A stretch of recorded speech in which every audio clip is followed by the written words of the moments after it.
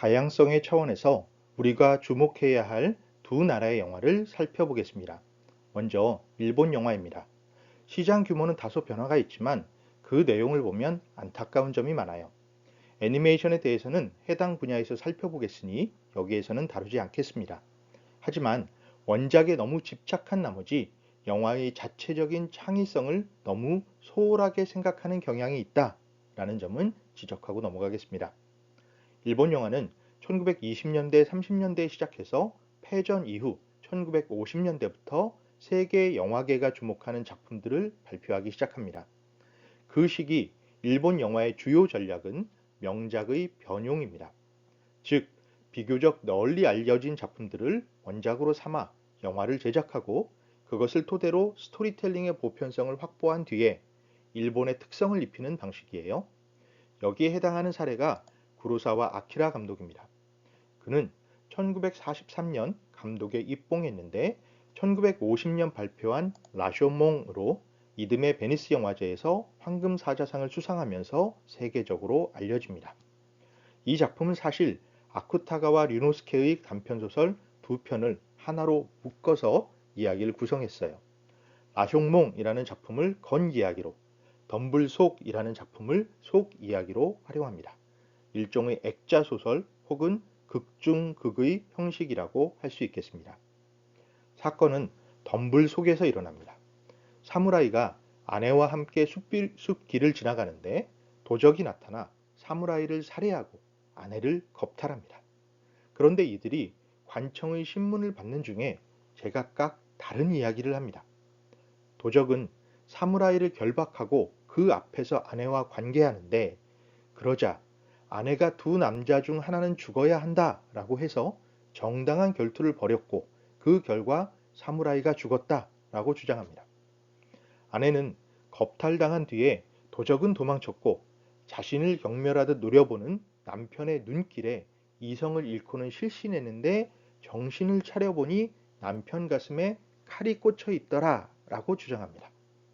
또 무당이 불러낸 사무라이의 혼백은 도적이 아내와 통관한 뒤에 같이 도망치자고 하니 아내가 자신을 죽여야 한다라고 주장했고 이를 도적이 들어주지 않자 아내는 달아나고 도적이 자신을 풀어주었지만 배신감과 자괴감 때문에 자결을 했다라고 주장합니다. 여기에 목격자인 나무꾼의 주장까지 더해지면서 하나의 사건을 바라보는 서로 다른 시각이 겹쳐지게 됩니다. 관점에 따라 이야기가 다르게 제시된다는 사실을 영화적으로 표현한 것이죠. 배경은 일본의 중세이지만 세계 보편적으로 통용될 수 있는 서사를 담고 있습니다. 이러한 창작 방법은 구로사와 아키라 감독의 여러 작품에서 활용됩니다. 특히 1957년에 발표한 거미집의 성은 셰익스피어의 맥베스를 토대로 일본적 배경과 사건으로 변형하기도 했습니다. 반대의 경우도 있습니다. 1954년 개봉한 7인의 사무라이는 일본의 전국시대, 마을을 지키기 위해서 떠돌이 사무라이들을 모집하여 도적들과 싸운다라는 내용이에요. 전쟁이 오래도록 이어졌던 전국시대가 끝나면서 사무라이 계층은 몰락하고 농민과 상인이 새로운 주역으로 등장했던 일본의 역사가 반영되어 있는 작품입니다. 이 전쟁에서 이긴 것은 사무라이가 아니고 농민들이지. 우리들은 졌어. 이 대사에 그런 맥락이 담겨 있습니다. 하지만 약자의 편에 서는 싸움꾼이라는 캐릭터의 보편성, 액션 연출, 휴머니즘 등이 보편성을 갖추고 있습니다. 물론 이 설정은 중국의 고전 수호전과 비슷한 부분이 많고요. 아무튼 이 작품은 서양의 영화인들에게 많은 영향을 주었습니다.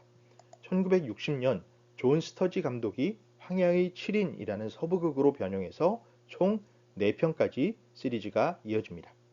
칼이 총으로 일본의 전국시대가 미국 서부시대로 바뀌었지만 전체적인 내용은 비슷합니다. 1916년에 리메이크되기도 했고요. 반면 일본 영화의 또 다른 주요 경향은 홈 드라마, 즉 가족 영화라고 할 수 있습니다. 역시 비슷한 시기에 기틀이 만들어졌는데 그 과정에서 오즈 야스지로 감독의 역할이 컸습니다. 그는 주로 동시대 가정을 다룬 작품들을 만들었는데요. 부모의 죽음, 자식의 결혼, 취업, 실업 등으로 일어나는 문제를 다루었습니다. 일상 속 소소해 보이는 사건을 다루면서도 그 안에 성찰적 사유를 반영했어요. 그의 창작 방법 중에서 다다미 쇼트라는 것이 유명합니다. 카메라의 높이를 배우의 상체가 아니라 일본 전통의 다다미방에 앉을 때의 눈높이에 맞춘 겁니다. 한국 드라마에 식탁 장면이 많이 등장하는 것처럼 다다미방에 앉아 생활하는 일본인들의 생활 감각을 반영한 시점이죠. 이러한 오즈 야스지로의 특징이 반영된 작품으로 1949년에 발표된 만춘을 많이 언급합니다. 홀로 남겨질 늙은 아버지를 걱정해서 맞선을 거부하고 끝내 결혼을 포기하려는 딸의 이야기를 다루고 있어요. 다소 전통주의적으로 파악되기도 하지만 전후 급격히 변모하는 일본 가정의 현재를 반영한 것입니다.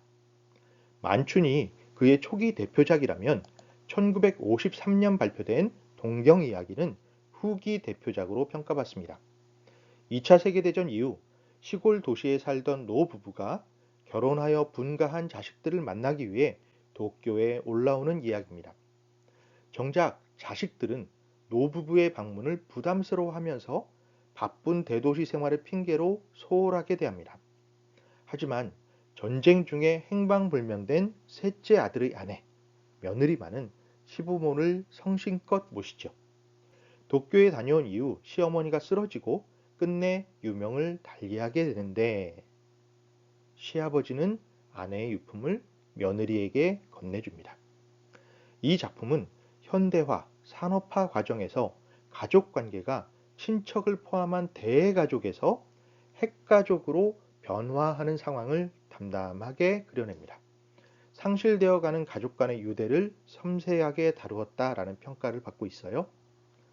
1962년 발표된 마지막 작품 꽁치의 맛도 비슷한 경향이 이어집니다. 사실 앞선 작품들보다 특별할 것 없는 사건이 이어집니다. 노년의 고독, 청춘을 회고하는 허풍 섞인 태도, 딸을 시집 보낸 아버지의 허전한 심정 등이 잔잔하게 그려집니다.